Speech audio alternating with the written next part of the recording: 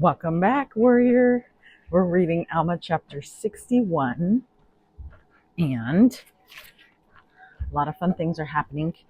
So I told you we had success with our food trailer getting to our job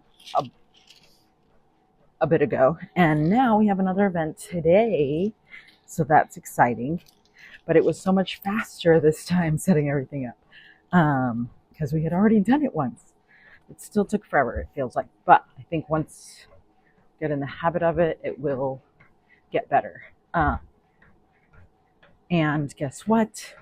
Our water pump broke, but luckily we found somebody to fix it, and it was my brother's father-in-law, and that was awesome. And then also one of our machines went down, and that's super sad. It was going to be like thousands to get a new one. And I'm like, we already had spent thousands on this whole thing anyway.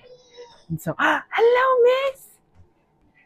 Okay, so anyway, the new machine would have cost thousands. Plus, they were like, it's going to be like $350 to $400 to overnight a new machine to you. And then I was like, oh, maybe I need to just get a whole new machine from a different brand. But then that different brand doesn't make machines that use our gallon rounds.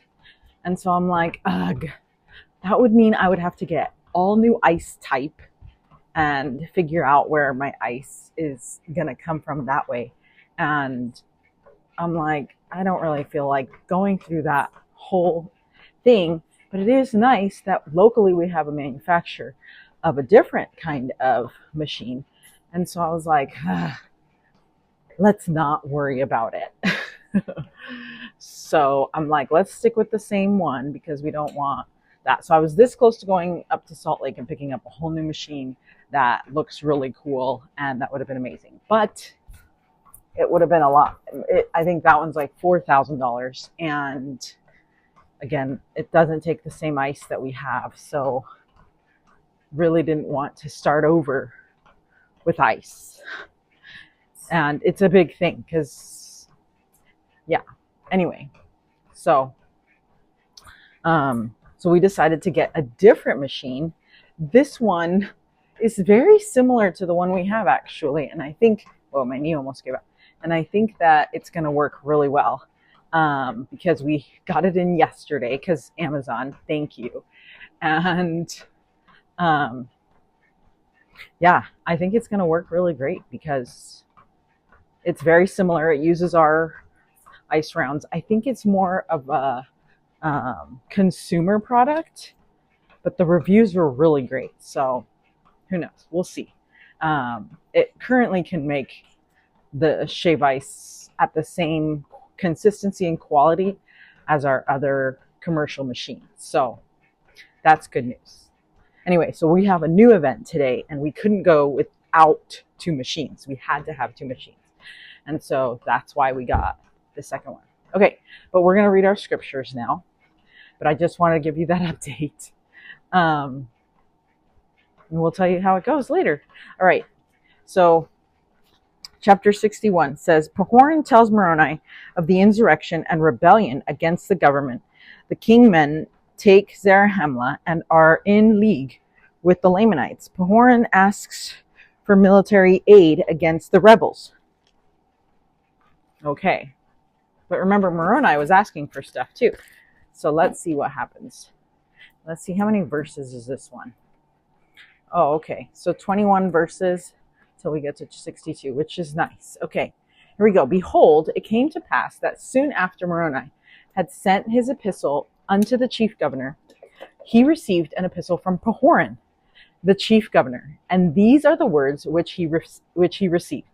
I, Pahoran, who am the chief governor of this land, do send these words unto Moroni, the chief captain over the army. Behold, I say unto you, Moroni, that I do not joy in your great afflictions. Yea, it grieves my soul. But behold, there are those who do joy in your afflictions, yea, insomuch that they have risen up in rebellion against me, and also those of my people who are freemen, yea, and those who have risen up are exceedingly numerous, and it is those who have sought to take away the judgment seat from me that have been the cause of this great iniquity, for they have used great flattery, and they have led away the hearts of many people, which will be the cause of sore affliction among us. They have withheld our provisions, and have daunted our freemen, that they have not come unto you.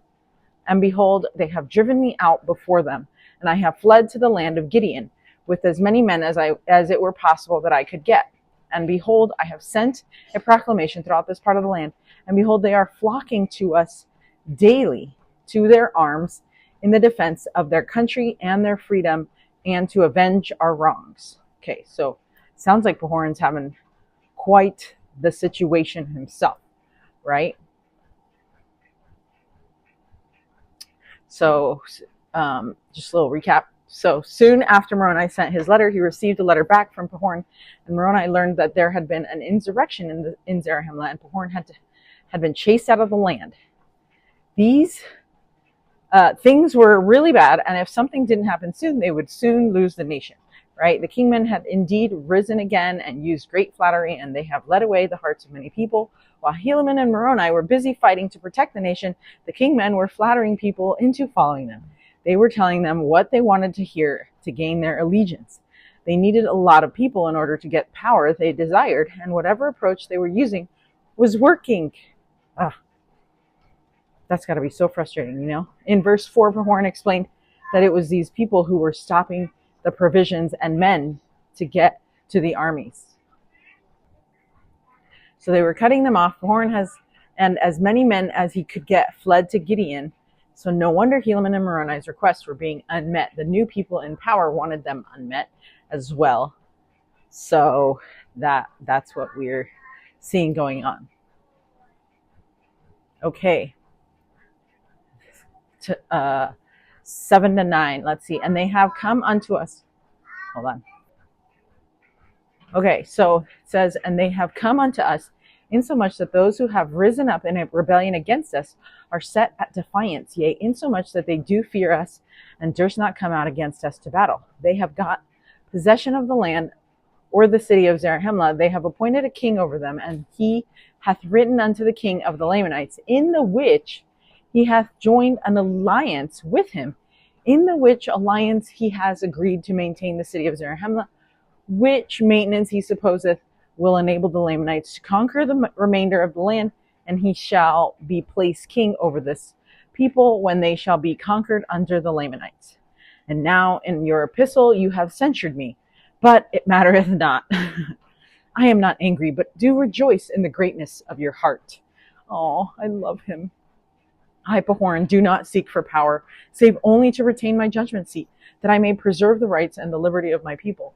My soul standeth fast in that liberty in which God hath made us free. This guy, he's like number one also, you know what I mean? And now, behold, we will resist wickedness. We will resist wickedness even unto bloodshed. We would not shed the blood of the Lamanites if they would stay in their own land. We would not shed the blood of our brethren if they would not rise up in rebellion and take the sword against us. We would subject ourselves to the yoke of bondage if it were requisite with the justice of God, or if he should command us to do so. But behold, he doth not command us that we shall subject ourselves to our enemies, but that we should put our trust in him, and he will deliver us. Therefore, my beloved brother Moroni, let us resist evil, and whatsoever evil we cannot resist with our words, yea, such as rebellions and dissensions, let us resist them with our swords, that we may retain our freedom, that we may rejoice in the great privilege of our church and in the cause of our Redeemer and our God. These men are just awesome. Am I right? Okay, therefore come unto me speedily with a few of your men, and leave the remainder in charge of Lehi and Teancum. Give unto them power to conduct the war in that part of the land, according to the Spirit of God, which is also the Spirit of freedom which is in them. Behold, I have sent a few provisions unto them, that they may not perish until ye can come unto me. Gather together whatsoever force ye can upon your march hither, and we will go speedily against those dissenters in the strength of our God, according to the faith which is in us. And we will take possessions we will take possession of the city of Zarahemla, and that we may obtain more food to send forth unto Lehi and Teancum. Yea, we will go forth against them in the strength of the Lord, and we will put an end to this great iniquity. And now, Moroni, I do joy in receiving your epistle, for I was somewhat worried concerning what we should do, whether it should be just in us to go against our brethren. But ye have said, except they repent, the Lord hath commanded you that ye should go against them. See that ye strengthen Lehi and Teancum in the Lord. Tell them to fear not, for God will deliver them. Yea, and also all those who stand fast in the liberty wherewith God hath made them free. And now I close mine epistle to my beloved brother Moroni. Oh, he's so sweet, right? He's so sweet. Like, he's such a healthy man to not be offended that way. There was a talk by Elder Bednar a while back, and I think it was like the do not be offended talk, or not be offended talk. Anyway, I just realized that I think I might have a quote from it. Okay, this quote is from Elder David A. Bednar, October 2006 General Conference. And this is in reference to Pahoran's response here has often been used to show a Christ-like response to a difficult situation. And this is what Elder Bednar said, quote, Pahoran might easily have resented Moroni and his message, but he chose not to take offense.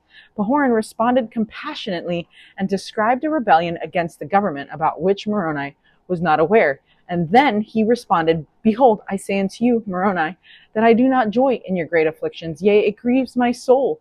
And now in your epistle ye have censured me, but it mattereth not. I am not angry, but do rejoice in the greatness of your heart.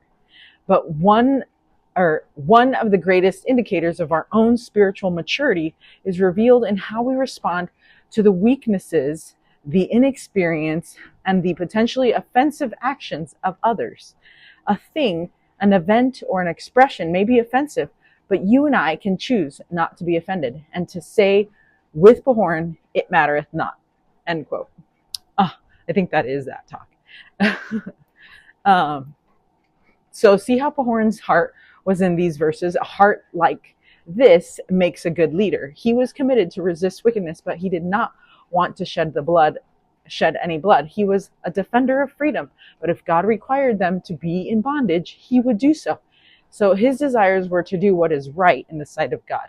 That was very different than the popular leader who had taken over in Zarahemla. Okay, why is this new king foolish to make a deal with the Lamanites? Why is this such a dangerous situation? And what can you learn from Pahoran's response to Moroni in verse 9? Okay, and then we have Pahoran knew that God did not want them to be subject to those that would bring wickedness upon them. And so he reached out to Moroni to resist this evil together. They would first try with the words, and then if they must, they would use their swords. Moroni had done this very thing before with the title of liberty. He persuaded many to see what they were about to lose. And then later, when the kingmen rose up again with their swords, Moroni took his army in. It's such a distraction, when you can't count on like your people, instead they're turning against you. It kind of reminds me, actually it really does remind me, when I was Young Women's president, I had someone tell me that a few of the leaders in our organization were speaking ill about me behind my back, and that they didn't appreciate that, and so they wanted to tell me. And then those same people who were speaking poorly behind my back, obviously it says more about them than me, but anyway, because hurt people, right? They sat me down and tried to tell me not to be myself, and I don't know that that was their intention. I'd like to think that that was not their intention. Anyway, they have since reached out and have apologized. But since then, also, I had come to talk to them, and they just didn't realize that what they had done, and it had messed with me. And this was during a time that it was like after my husband after I had discovered my husband's addiction to pornography, and it was just like so hard. I was like deep in depression, and like it was not a good time. And it makes me sad to think that I had counselors and people in the organization that I was serving in with my own free time and free will, and they're talking bad about me. Like, really? Honestly, like, what grade are we in? Like, it just doesn't even make sense. So I totally can feel this insurrection and this division, because I felt that in the organization. And I had talked to the bishop and everything, and he was more concerned with what the other sisters were going through in their personal lives, that he wanted me to serve them. And I was like, okay, I don't mind serving people. That's what I do. I love it. And so I did that. But I was like, I don't understand why what they're going through, like it felt like what they were going through mattered more than what I was going through, you know? And I had to really take a step back and like not be offended by this bishop, and really have the Lord soften my heart, and so that I could understand and serve and ignore. Like, I literally had to ignore what was going on. Why? Because the girls were more important than the childish back talk or, you know, gossip that was going on. And I'm like, I don't even know what they could have said that was bad about me. I'm like, who knows what it was. Anyway, and so anyway, I can totally relate to this. And it's not helpful, because you're trying to do something and not everybody is on board. And it's so frustrating, because you're just like, what is going on here? And so anyways, I think I got released like 6 months later. Was it 6 months later or a year later? I can't even remember. It felt like really long. It felt really long. I didn't ask to be released, mind you, but I was grateful when I was, because I felt like we weren't united as a presidency, as young women leaders, and I didn't think it was healthy for the young women to be subjected to that, because if we're not united, I couldn't expect the young women to be united. So anyways, I'm still in touch with a lot of the young women, and we did Temple Tuesdays, and that was so much fun. And anyways, I have a lot of fond memories. It was definitely a favorite calling because of who I was serving, not necessarily who I was serving with, if that makes sense. So anyway, well, let's keep going here, and we're almost done here. So Pahoran asked Moroni to leave the battlefront and trust the very capable Lehi and Teancum with the war there. Moroni should bring whatever force he could, and they will go forth against them in the strength of the Lord and take back Zarahemla.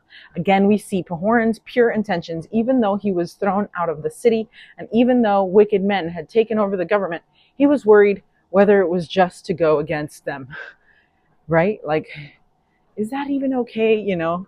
And I think that's how I felt too. I was like, I don't want to go against my sisters, you know? Like, Satan is the one that pits us against each other. And I knew that was what the issue was. It wasn't me, it was Satan. But how do you tell somebody that you're like, hey, stop listening to Satan and be kind?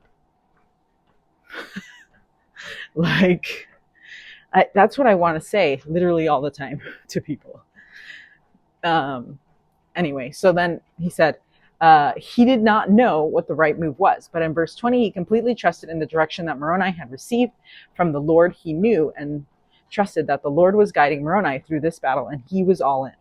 Both Pahoran and Moroni were examples of what President Kimball taught when he said, great women and men are always more anxious to serve than to have dominion, end quote. Ooh, love that. President Spencer W. Kimball, October 1979 General Conference. Okay, so let's do the read it, live it. Did I do the read it, live it already? I think I did, but let me check. Okay, here's our read it, live it. And it comes from verse 9. Okay, Pahoran could have been angry and offended. Oh, hold on, let's keep walking because we're almost there. Pahoran could have been angry and offended when he received Mormon's epistle, but he wasn't. He rejoiced in the greatness of Moroni's heart. Do the same with others today. Assume the best. Oh, I love that so much, because when we assume the best, like, nobody can ruin your day, you know? Nobody can ruin your day. And isn't that like, you want to keep your peace? I think when we allow others to affect the way that we are feeling or the way that we are, then we're giving them our power. We're giving them our peace instead of retaining our peace. And I think that's so important. Let's make sure that we are retaining our peace and not giving away our power. And I had to learn how to do that. And like, I'm definitely more resilient because of that experience, but I'm also more intentionally being like Pahoran, you know, where it's like, you know what? They just said these hateful things, but that's them. That doesn't mean anything about me. That says more about them than it does about me. So anyways, okay. Until Alma chapter 62, stay strong, warrior, and keep your peace.